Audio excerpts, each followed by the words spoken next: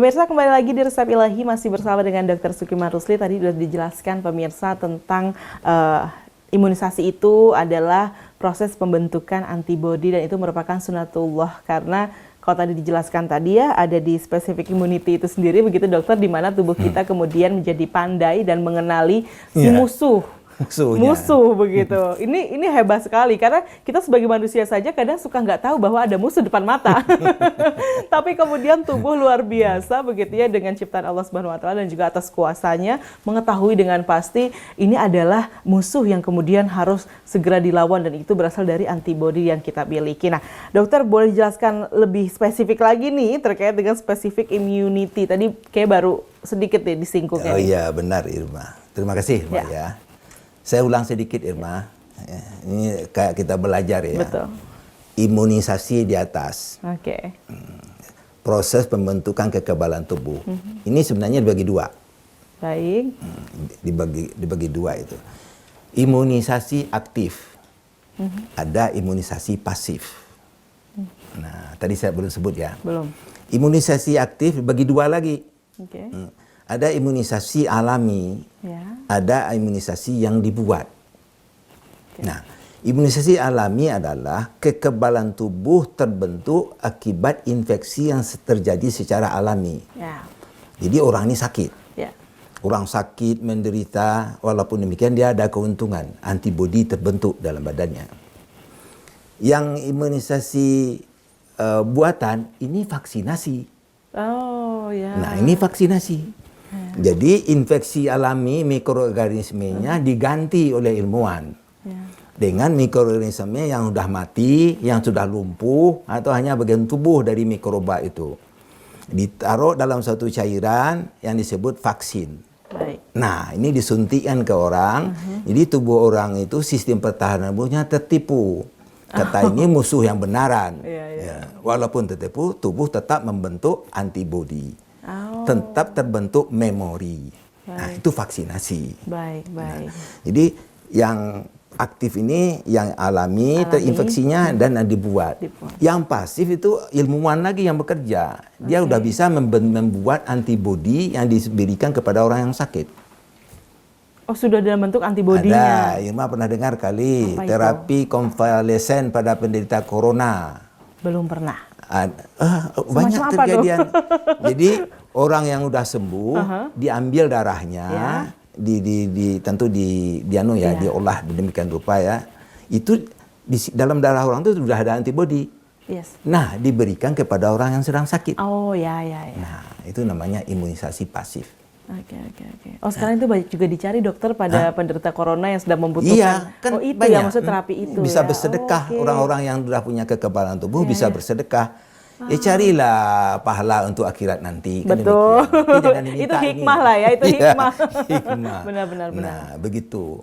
Itu harusnya dilakukan. Nah, pada yang spesifik immunity tadi, nah kita ulang sedikit lagi, tadi kurang dalam ya.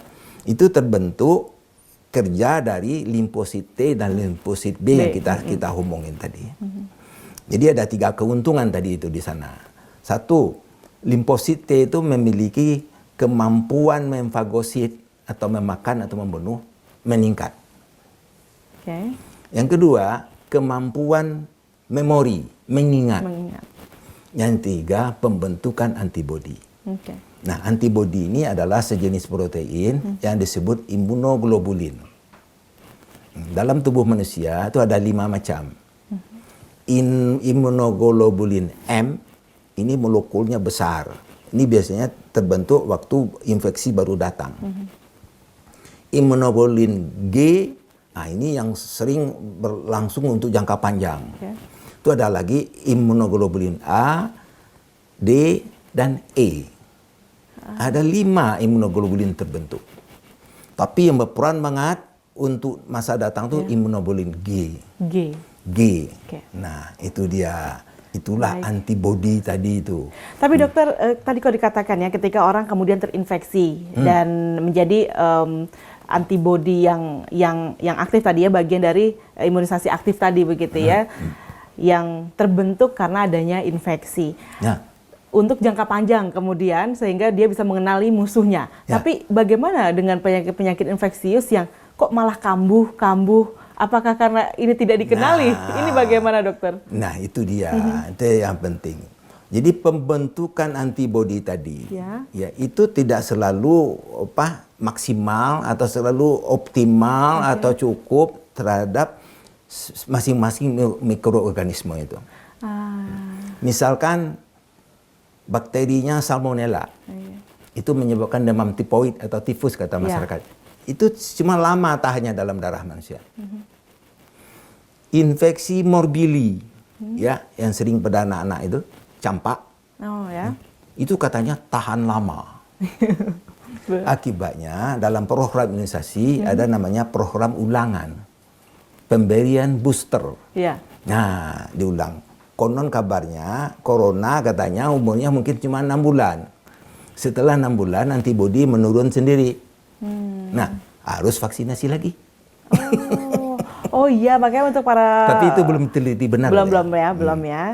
Tapi kemudian itu yang menjadi ketika orang terinfeksi dan kemudian kambuh mungkin ya karena antibodinya tidak bertahan lama itu ya. Iya. Jadi harus didoping dengan tetap suplemen, menjaga kesehatan tubuh lagi gitu ya. Jangan lupa asupan gizi yang seimbang, yang halalan toiban gitu ya dokter ya. Jadi intinya pemirsa balik lagi kepada diri kita di mana kemudian ketika kita merasa tubuh ini mulai ada gejala, ini menuntut kita untuk lebih perhatian. Jadi sebenarnya kita harus menjadi orang yang peka, ya lebih perhatian terutama pada diri kita sendiri dan sehingga kita tidak merepotkan banyak orang di kemudian hari. Tetap bersama dengan kami, kita akan lanjutkan lagi diskusi di Resep Ilahi.